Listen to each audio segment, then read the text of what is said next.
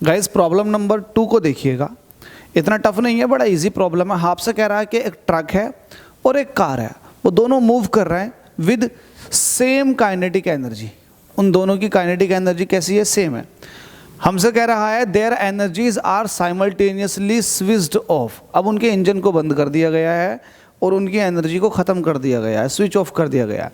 हमसे कह रहा है which one will stop at the lesser distance, और कौन सा कम दूरी पर जाकर रुक जाएगा। तो कॉमन सेंस आप तुरंत कह दोगे कि कार जो होगी वो थोड़ा ज़्यादा दूर तक जाएगी, वहीं अगर ट्रक की बात करोगे तो वो कम डिस्टेंस पर जाकर के रुक जाएगा। लेकिन इसके पीछे का लॉजिक क्या है? लॉजिक मैं आपको बताता हूँ।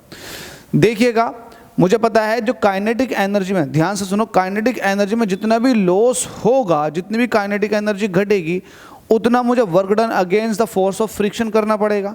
तो मैं ये कह सकता हूँ वर्क एनर्जी थ्योरम से, वर्क एनर्जी थ्योरम के अकॉर्डिंग, अरे हैंग करने लगा, लॉस इन काइनेटिक एनर्जी ये किसके बराबर होगी?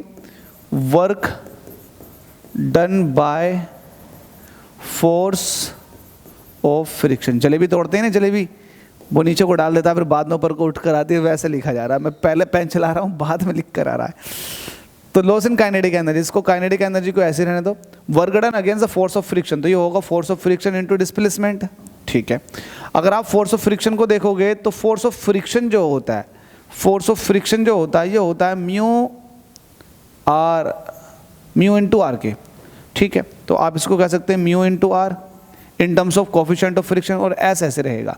अच्छा, आपने देखा होगा जो आर होता है, जिसको आप नॉर्मल रिएक्शन कहते हो, ये हमेशा एम जी के बराबर होता है। बात सही है, तो आप इसको कह सकते हो आर जो हो जाएगा म्यू ऐसी, आर जो है वो एम जी के बराबर है और एस ऐसे ही।